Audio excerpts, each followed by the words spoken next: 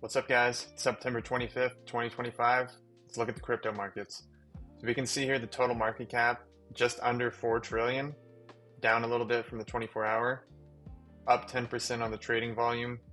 You can see Bitcoin dominance is at 55.79, starting to tick up again. So if we look at the Bitcoin dominance over the last few years, we can see there's been a really strong uptrend. Altcoins have been getting crushed over this time, and recently we've had a bit of a reversal in that trend, and ETH and SOL have had some time to shine, but we're starting to see that Bitcoin dominance tick up again. So this is a bit of a red flag for altcoins that I'm seeing.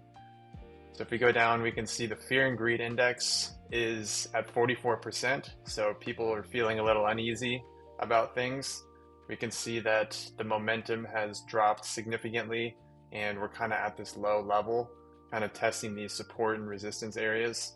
So that's something to keep in mind. The sentiment's kind of low. You can see the 50-day trend for Bitcoin has been lost as of 3 days ago. So we're now trading underneath that, although we still are above the 200-day trend, which is about 103 level. For Ethereum, we have a lost 50-day moving average way above the 200-day, actually 42% above it. So kind of extended, if you ask me, and starting to lose that short-term trend. So that's definitely a red flag. And then also SOL has had a big run up in the recent month. So it's still above its 50-day, although intraday it's pulling back to about that 200 level. So crypto is starting to show its weakness in the short term. So we can see the RSI is about mid-range, nothing crazy yet. Ethereum definitely weakening. And then looking at SOL, about the same situation. So in the Bollinger Bands, we're in that mid-range, no extremes yet, kind of just holding on for dear life.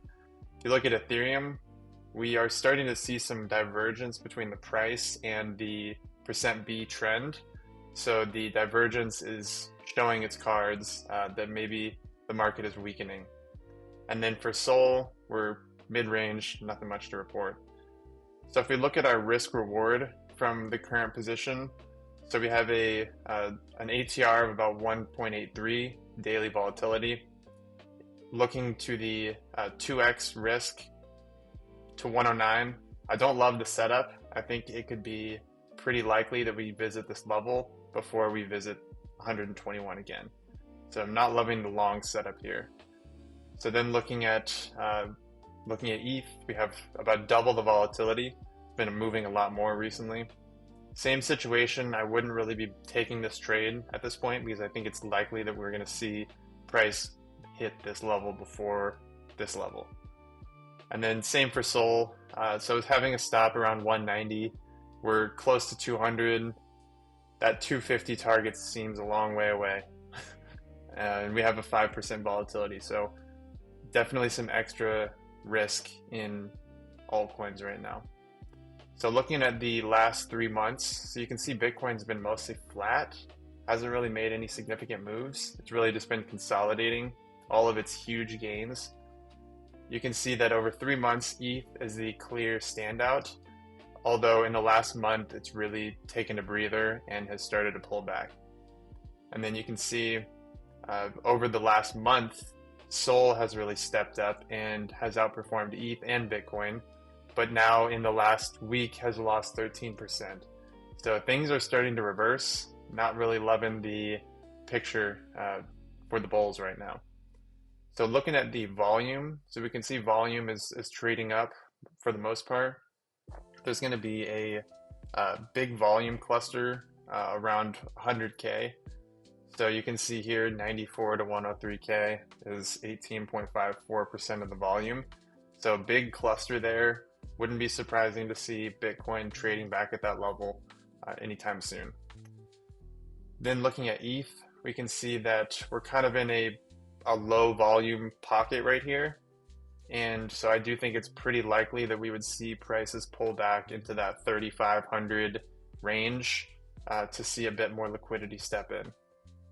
And then for SOL, same situation. I think sub $200 is a strong magnet right now.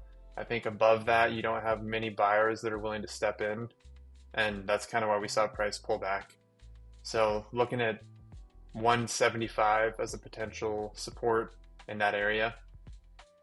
So now looking at the ETH Bitcoin ratio, so you can see over the last 200 days or so, we've really been in an ETH centered market.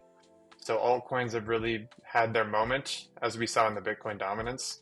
But then in the last month, things have been tightening up quite a bit, and Bitcoin has been consolidating, ETH has been pulling back, and we're kind of risking off a decent amount now. So then looking at SOL, we have a really strong 200-day trend all the way to the 30-day. So this has been really good, but again, cracks starting to show, could be a warning sign. And then looking at SOL ETH ratio, we can see it's a bit of a mixed bag. SOL has outperformed ETH over the last month or so, but overall the trend is still down in the longer term, and the shorter term is starting to show cracks as well. So looking at the correlation of ETH versus Bitcoin, we can see that correlations have been diverging. So as ETH has gone up and Bitcoin has stayed flat, we've seen the correlation drop. So that's not surprising. What would be a bit of a warning sign is to see these start to turn positive, because when crisis hits, all correlations converge and they go to 1. So this is something we'll watch pretty closely. Again, we can see same sort of thing for SOL versus Bitcoin. Over the last 30 days, SOL's been going up, Bitcoin's been flat. So we're seeing that lower correlation. Seeing the risk profile now. So we have 2.33 Sortino for Bitcoin, 1.37 for ETH, 2.61 for SOL. So SOL is actually leading risk-adjusted returns. It does have a much higher volatility at a 60% max drawdown over the last 2 years. Average volatility of 5% in a single day. So bigger risk in SOL. You got to keep position sizes smaller, but it is the cleanest gains relative to the others. But really keep an eye on this volatility, because we're seeing, some big price swings and could potentially even see more. A few other things to consider here. If we look at the seasonality for Bitcoin, so we have this September pullback, which is the worst performing month out of the year. But if you look to October, it is the strongest out of the year. So this Q4 really is the most strong quarter of all of them. It's going to be the highest probability that it's going up, but we often see big corrections in September before we actually make it to October. So that's why it makes sense to be risk averse until we hit October, and then be looking for those bull entries. If we look at ETH, we can see a similar pattern with September followed by a stronger October through December. So Q4 really is going to be the time to be getting bullish on crypto again. SOL actually has a bit of a different look here, less of a seasonal effect over the last 5 years, but also looking pretty interesting into the end of the year. So one other thing that I look at is the commitment of traders, the commercial traders. We can see what are the big buyers of futures doing.